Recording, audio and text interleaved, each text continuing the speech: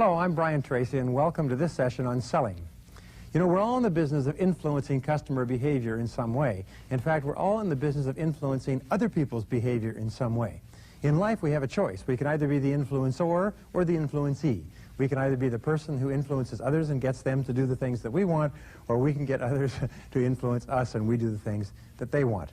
In this session, we're going to ask the question, why is it that some customers buy faster than others, and some customers buy slower, and some customers don't buy at all? Now, an enormous amount of research has been done in this subject to find out what makes people tick. And since you're a customer, I'm a customer, everybody's a customer, these same factors work on you and they work on me every single day. They are the essence of all persuasive and influential messages, the essences of all advertising and promotion, whether it's in print or newspaper, television, radio, or anything else. So, why do some customers buy faster, and how can we use these ideas to help people make quick decisions? And why do some customers buy slower, and how can we pull the plug on that slowdown, if you like, and get them to buy our products or services? Well, what we know is this, is that each customer you deal with has deep subconscious needs.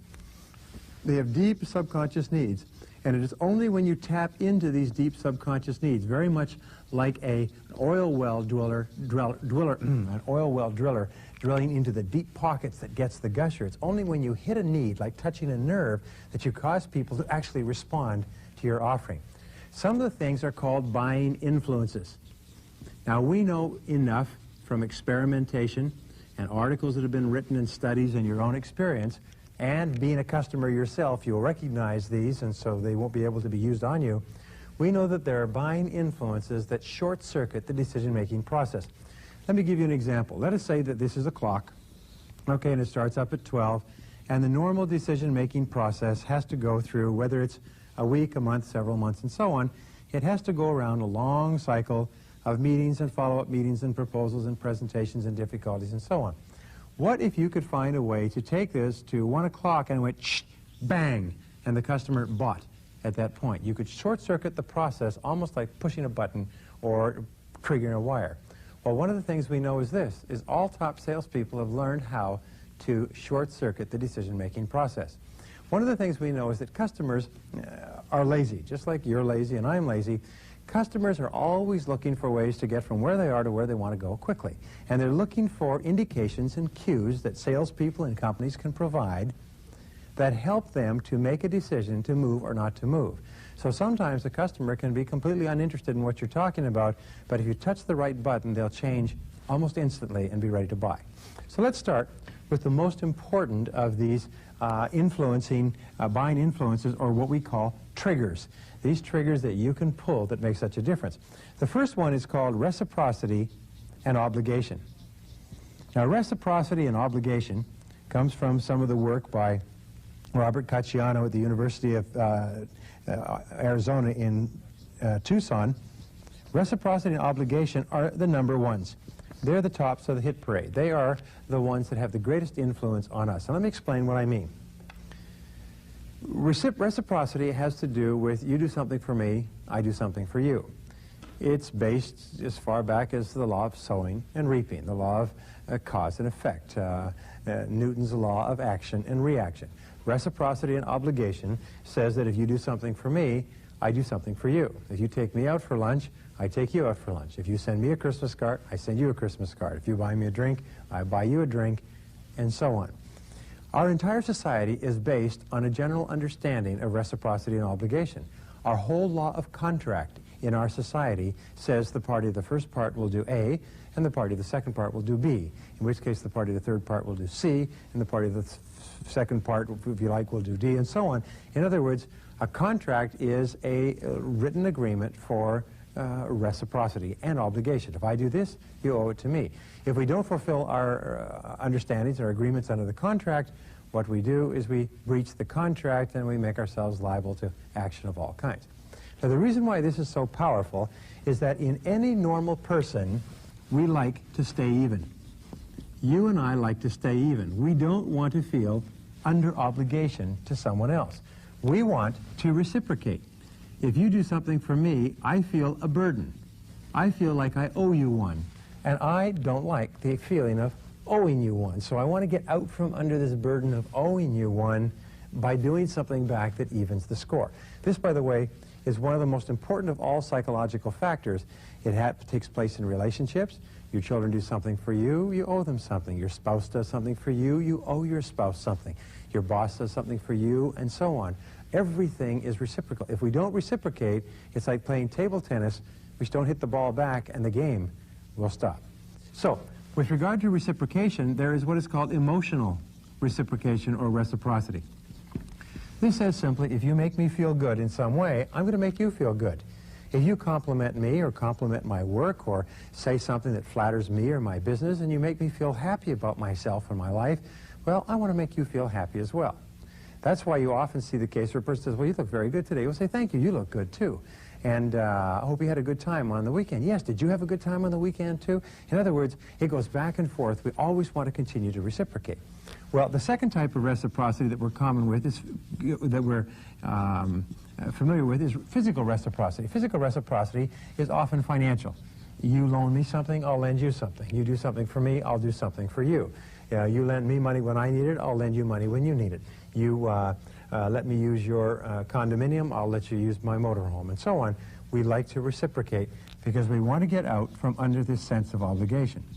Now, as a clever salesperson, if you want to influence other people, what you want to do is you want to put them under a sense of obligation to you. You want to do things for them that cause them to want to reciprocate, and as it happens, as a salesperson, you have the very way that they can reciprocate, they can buy something from you. So here's 3 keys that cause people to want to reciprocate by buying your product or service. And I know people who make hundreds of thousands of dollars a year using these simple keys. Number 1 is very simple, is do favors and kindnesses for your prospects and for your clients.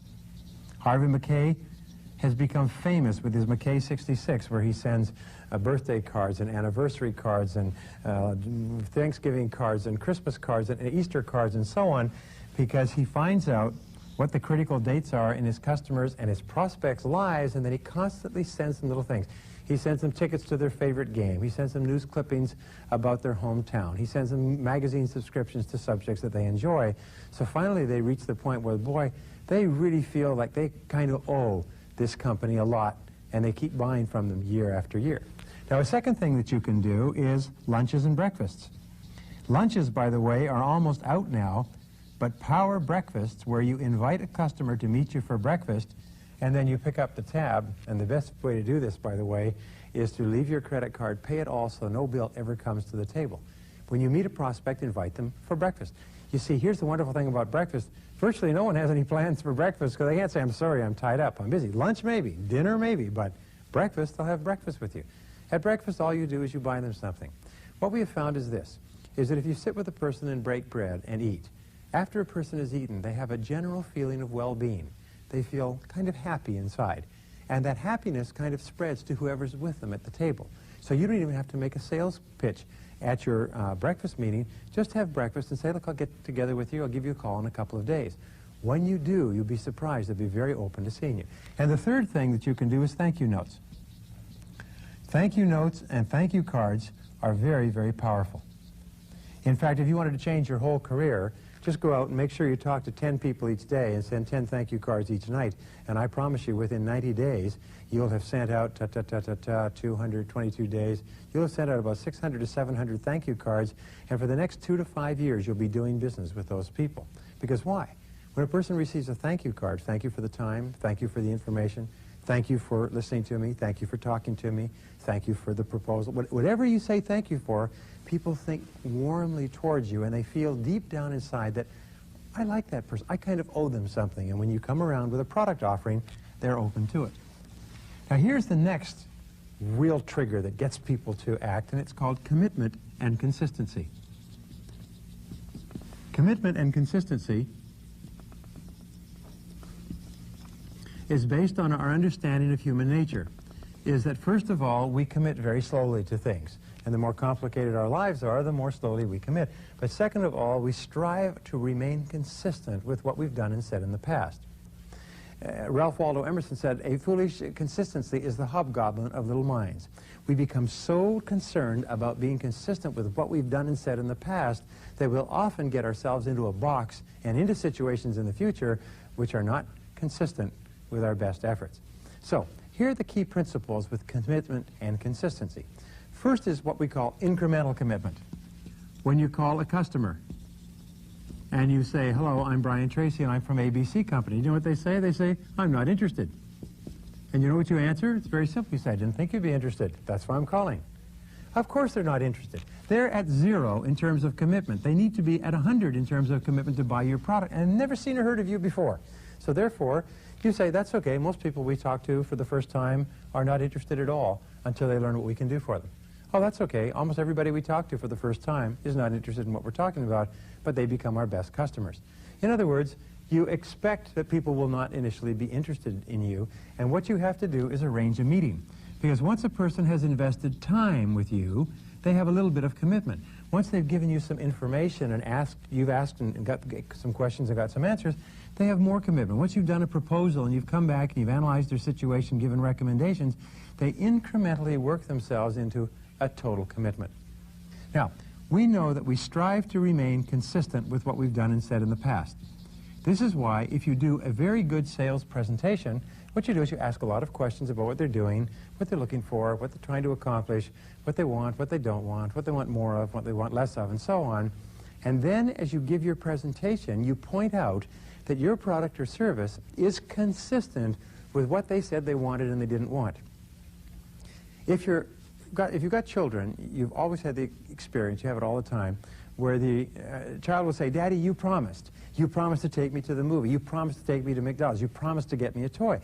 Now, you don't even remember when you promised to do it, but if you said that you would do it, by gum, you're going to remain consistent with what you said you would do.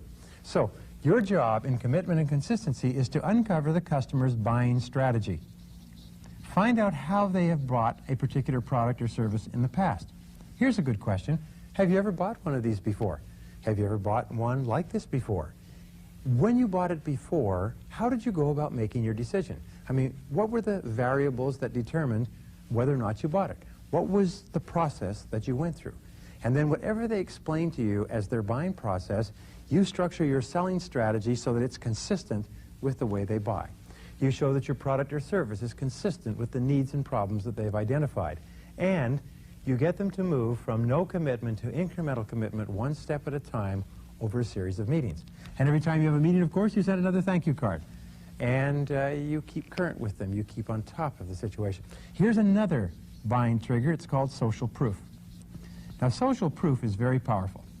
Social proof is so powerful that it can make 80% or more of a sale. Social proof is a form of word-of-mouth advertising in a way, but social proof is based on your answering the question, who else has done it? Who else has done it? You see, nobody wants to be first, and nobody wants to make a mistake. Nobody wants to buy something that won't work. Nobody wants to get something that nobody else has used.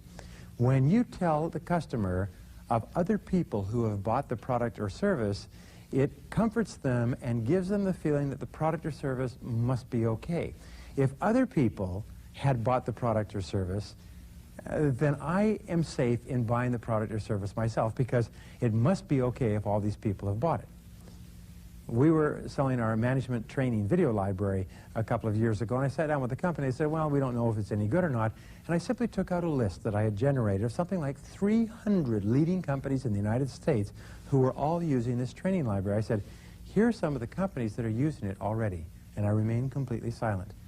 And he sat there for a while, and he picked up the list and put it down, and he was starting to hem and haw about, well, I don't know if it'd be good for us. And finally he said, well, I guess it must be okay if all these other companies are using it. So here's the second part of similar others, of social proof. It's called similar others. Whenever you are going to see a customer or a prospect for the first time, check the files, talk with other people, find out who else in their same business or industry is already using the same product or service. You see, you and I are unduly influenced by learning that other people in our business, other people with our background, other people like us are already using the product or service. It means that it must be okay because other people like us have already passed judgment on it. Well, the third part of social proof is testimonials. Now, a testimonial is so powerful that we recommend that every single salesperson have a testimonial booklet with testimonial letters in plasticized pages with the keywords highlighted, and they carry it around with them. Testimonials can be one of three kinds. They can be letters, which are letters from your clients that say, we bought your product or service and we liked it. It was very good. Or they can be lists, as I've told you, of all the different companies and individuals that use your product or service already. Or you can also use photographs. I know people who kind of have a whole testimonial booklet with a letter and a photograph of the customer using the product with a great big smile. And these people make 10 and 20 times as much as the average person who just goes around with their brochures and their sample case. So take an opportunity. We say that salespeople who don't use testimonials because they're so powerful, salespeople who don't use testimonials have skinny kids. Well, let's talk about some of the other buying influences that you can use. One of the most powerful of all, and any one of these can be all it takes to put the sale over the top. One of the most powerful of all is liking. We know that if a person likes you, they're going to be far more open to your influence. They're going to see your product or service as far better than it might be. They're going to be less sensitive to your price, and they're going to be more forgiving when you make the inevitable mistakes that you make with a long-term account. Remember, liking is based on emotions, and emotions distort valuations. People who feel emotional towards you do not have the ability to make clear, objective decisions. So your job is to be likable. Your job is to be likable. Your job is to have a positive mental attitude. Your job is to be cheerful and friendly. Your job is to smile and be the kind of person that people like to be around. We know that high self-esteem in salespeople leads to a positive mental attitude. High self-esteem is based on how much you like yourself, how much you respect yourself. We also know that salespeople who are continually working on themselves, reading books, listening to tapes, going to courses, watching programs like this, getting better in their field, have high self-esteem. They have greater self-confidence. They feel better about themselves, and as a result, they like themselves, and we know there's a one-to-one relationship. You can't like anybody else more than you like yourself. So if you really want to establish high-quality relationships with customers, you've got to have a high-quality relationship with yourself. If ever you have a bad day or a bad week and you feel down, you're going to find it very, very difficult to sell. And the third part of liking, the final part of liking, is what we call the friendship factor. And the friendship factor is really the key to success in all business, the key to success in all public life and selling. The friendship factor is based on the fact that a person won't buy from you unless they like you. And a person will not buy from you until he or she is convinced that you're acting in their best interests, that you like them, that you are their friend, and that you care about them as more than just a customer. Customers, I've reached the point today that if they don't like you, they won't buy from you, even if they want your product or service, even if it's the best price, even if it's the only one available, they won't buy it unless they like you. They won't buy it unless they consider you to be a friend. The word friend is used to describe the top 10% of salespeople in every field.